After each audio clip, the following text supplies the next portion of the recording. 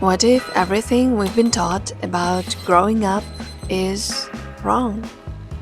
I used to think growing up meant becoming someone new, someone shinier, more adult, more put together, more serious, maybe more powerful, more respectable, someone with answers, with responsibilities, someone who knows exactly what to do in every situation.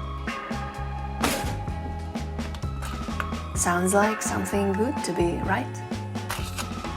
But in reality, we get jobs that look great on LinkedIn.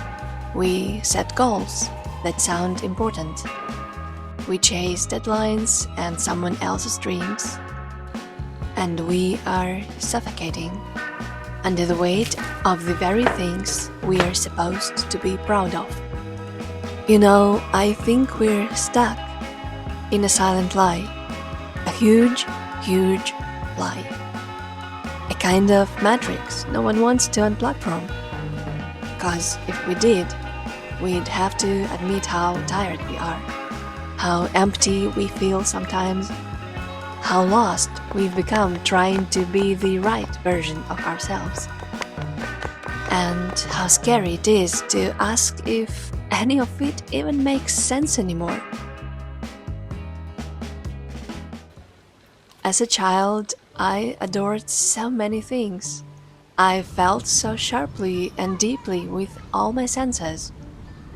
Sometimes I was happy, sometimes sad, but I could feel it completely, and it made me so human. So me. The smell of crayons and glue that meant it was time to create. The scent of wet earth after summer rain that made everything feel new. The rhythmic squeak of swings at the playground. And even the wooden surface of a bench where I sat when I wasn't invited to join the game. I didn't think much about whether other people felt it too, but I knew exactly that I was so lucky to feel like this. I would touch a tree and wonder if it could feel me, or if it thought something. I would speak to snails after the rain. I would create stories in my head. I would get lost in drawing or crafting. My dad showed me how to draw funny little cartoons using a small stack of paper, and I remember we once made a silly cartoon about a little fly. At 6, I had a bunch of Disney DVDs with special features on them, and my favorite part was the additional materials. The documentaries about how the animated films were drawn, how real artists worked on Bambi or Cinderella.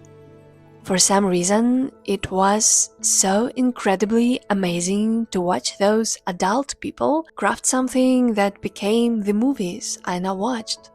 Adulthood is so cool, I thought. At 6, I was a fearless creator and a dreamer. And I believed that everything was possible. Not like the fairy tale everything is possible kind of thing, but the real one. I was a smart kid, and I was aware of it, so I clearly saw I could go really far if I wanted to. I didn't know the details, but I knew something wonderful was waiting for me. I would be an adult like my mom or my dad, and I would be such a cool girl doing cool things and living a life that was so cool.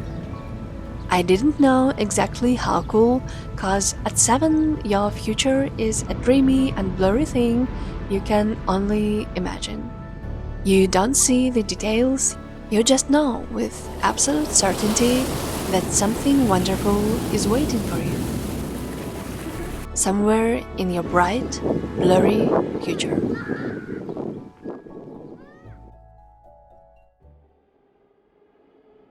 I never imagined that growing up would mean growing away from myself. Adulthood has this strange way of making us productive, responsible, collected, serious, but somehow not fulfilled. We chase what looks right from the outside, something we've been told would make us accomplished and happy, even when it feels empty inside. And the older I get, the more I think that maybe happiness isn't about constantly going forward, trying to become something new. Maybe it's about looking back to what we loved as children. I used to love quiet mornings dedicated to myself.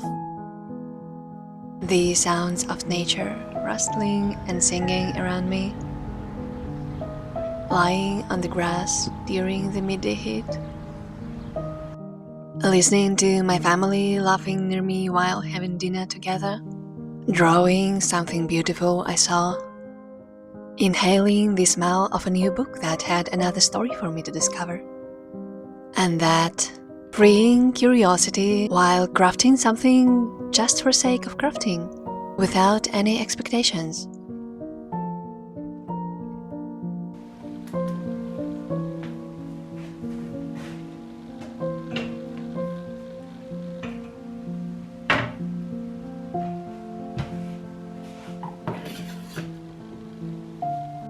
Last August was the first time after a really long period of being lost when I started asking. I was like, wait, did I really want to become this type of adult? Was this my dream? Am I accomplished as a person? What did I want when I was 7? When I was a naive child who didn't care much what other people thought of me, before any judgment or society expectations. Who was I back then?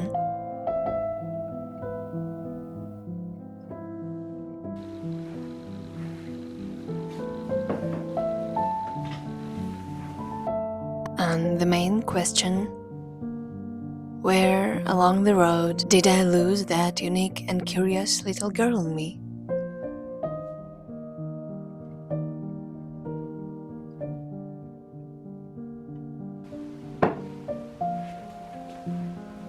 After 2 weeks of inner dialogue and the toughest, but at the same time the easiest decision I've ever made, I quit my 9-to-5 job. I'm not asking you to do the same without thinking twice, as we all have different stories and different reasons for that permanent feeling of fatigue. So this might be not your job causing it. So you'll have to do your own research and check different areas of your life. But for me, that was the moment when I stopped lying to myself about what I wanted to do in my life, what I wanted to do with my life. So I started seeing everything as clear as never before. Although it was as scary as never before, but I still don't regret it. I'm on my new path. It's scary as hell, but I can honestly claim that nothing actually feels as scary as that feeling that you are going to spend your whole precious life living it not the way you wanted to live, not the way you dreamed of when you were a kid. So it was definitely worth it. Before the idiots are taking over, they're caught up in the race of want to know. We can tell one from the other. No one can tell you what they're running from. No one knows anymore. What's it for? No one teaches you how to protect your joy.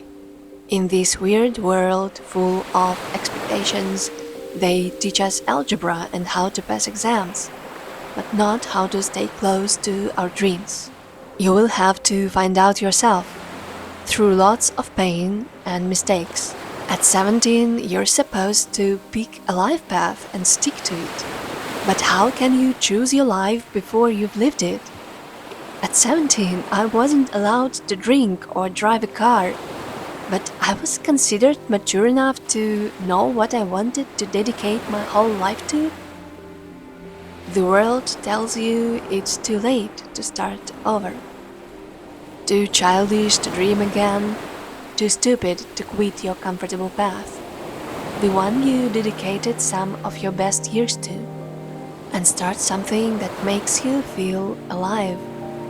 And so many of us end up growing up and walking paths that feel wrong. Stuck, safe but small. But no one told us that growing up didn't have to mean letting go of our true selves. There's a version of you still waiting to be seen. That kid who created before she dotted, danced before she cared how she looked. I realized my joy wasn't lost. It was just buried under years of trying to be someone else. Underneath the noise, the pressure, the pretending, there is still a spark. The one that made you sing to no music, speak to trees, draw on walls. You never lost it. You only forgot where to look for it. So go, laugh in the rain, run barefoot through your own life. And this time, don't apologize for it. The world will keep pulling you forward, but don't forget to look back. Your happiest self might be the one you already knew how to be. She didn't need permission. She didn't chase perfection. She just lived through every day like it was special and allowed herself to be present and feel. She felt summer rain on her hands and cheeks and closed her eyes and stayed to live through that connection with the universe. So here's to small joys, old dreams, and the version of you that once saw magic in ordinary things. Maybe that was the true you. There's so much more than we've been told, way beyond what we can hold. So keep your eyes open for the things that really matter. Oh, you have to give it one more try. Now that the idiots are taking over, they're caught up in the race of wanting more. We can tell one from the other. No one can tell you what they're running from. No one knows anymore. What's it for? What's it for?